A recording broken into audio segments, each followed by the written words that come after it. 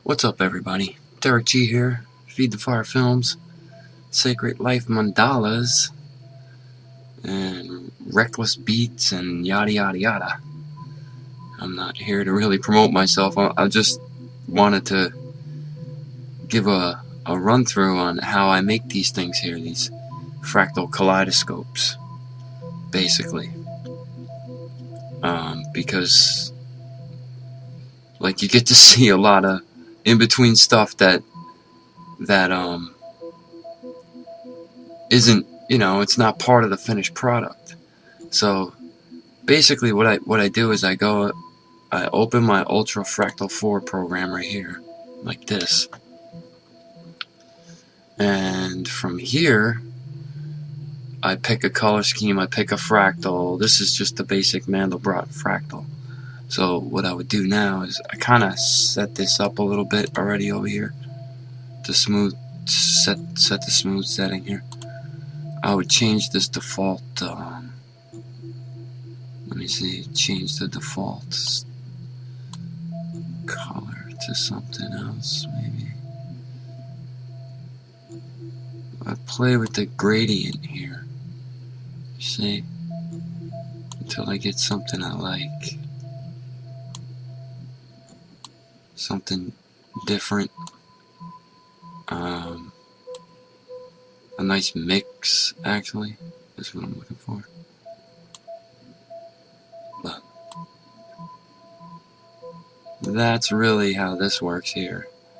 I picked my color scheme, which I'll just, I guess, make a little brighter. Let's see. Change the gradient a bit, cycle through so I could see how it flows. And then zoom in and pick the spot I want, stop right there, or like here, and let's see, let's just zoom in down here, see, right?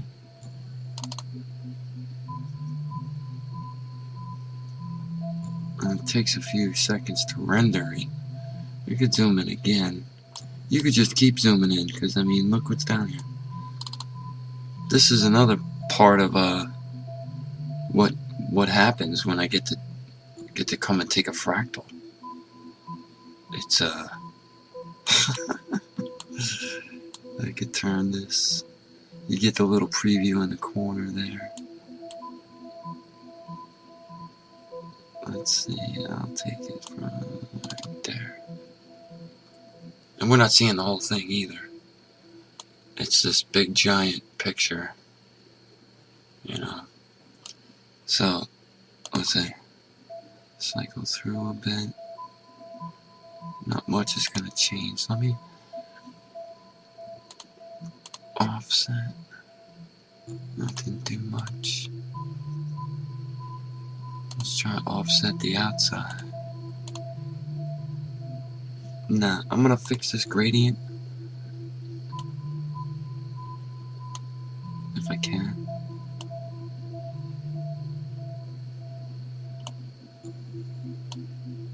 I can get some there we go, some more color. I want some more color, man.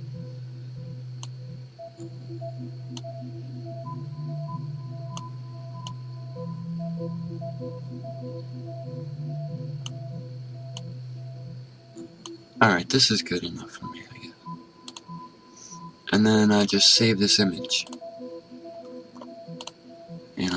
I just, am I up to 17 here? I save it in my little folder.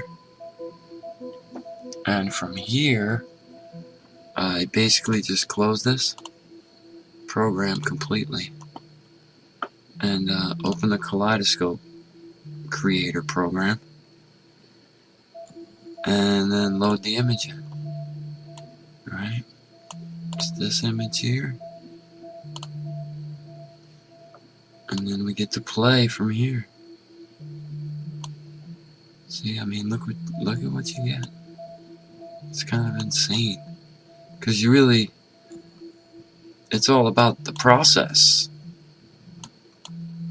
You know, like I'm doing a two-stage thing here, kind of, because I get the base picture from another program. Wow, look at that. And, I mean, we could zoom in on this.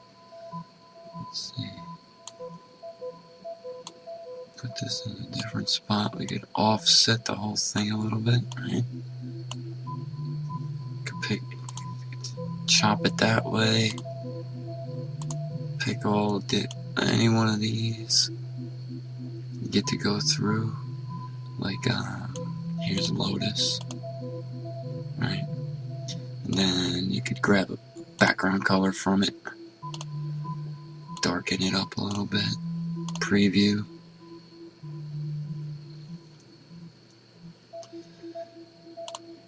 And so that's that. Basically, once you find the one you want, that's the whole catch here, is running through. Because look at the different combinations that just moving it a little bit gives you all these different combinations. That one's kind of nice. I would want a blue background, dark, right? Look at that. I'm going to save that one. 5400, which is 36. It's 3 feet by 3 feet. And here's my folder. And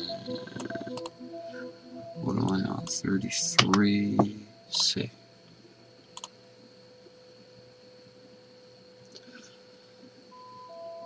Like, normally I don't rush through like this, but I was just kind of rushing through to get this video done really quick. And there you have it. There you have it. You could just flip these things and see what happens. And check all these different kinds of shapes. Yeah. You could be here for hours before you even save anything. That's the whole catch with it. Because you could really just put this the way you want it.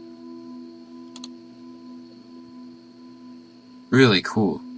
And then if I wanted, I could take this into Photoshop afterwards and change the hue and go through the color cycles of the hue. And, you know, sometimes you end up with something much nicer that is not these colors at all. You know, it just turns into something else from there. Like, that one's kind of nice too. Maybe I'll do that really quick. Let's see. I'll save this one. Photoshop's been giving me problems lately, so kind of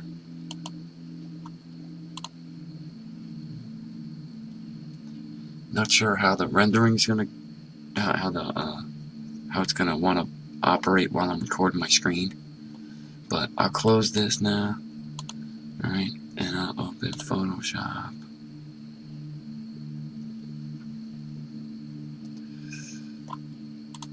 And then what? It should be down at the bottom here, right? 34.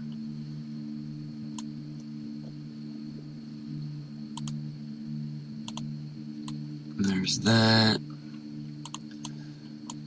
And then I just go through the hue cycle here and see, like, look at that. Looks nicer. Green and purple, right?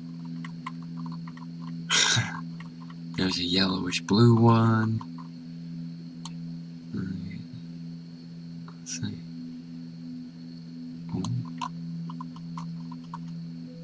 It's nice.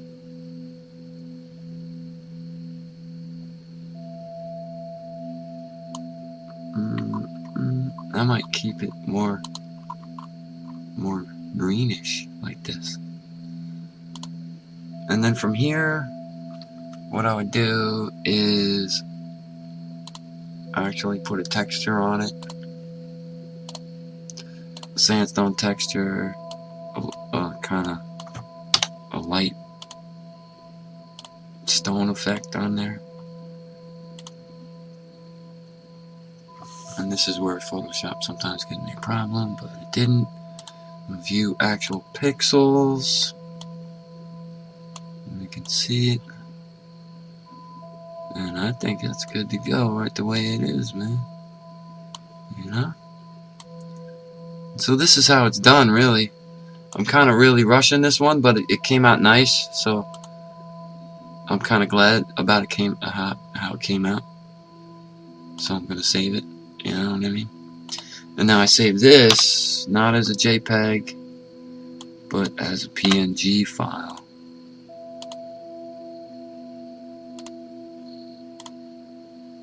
And then I convert the PNG file back to a JPEG with a different program to get it under 25 megabytes in order to be able to upload it to the art site.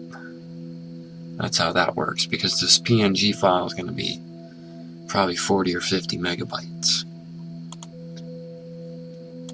And there you have it. That's how it's done. And I just figured I'd share because, you know, you get to go through all these different stages and you get to see all that before you end up with something like what you see on the screen here. You know, I mean, and you could spend hours on the one fractal just flipping through and flipping through and flipping through, or just changing the color screens, or just zooming in to find a good spot on the fractal itself before you even get to the Kaleidoscope maker or Photoshop or anything like that. But I figured I'd just kind of make this, and for those who are interested, now you know how it's done. I use Ultra Fractal 4, Kaleidoscope Creator 3, right? And that's Vegas. This is what I'll be making the video with once I finish this screen record, which I might not want to open, so let me close that and close this. Yeah, because these are like some heavy programs. That's Vegas Movie Studio Platinum 11, and yeah, Photoshop 7, right? That's what I use.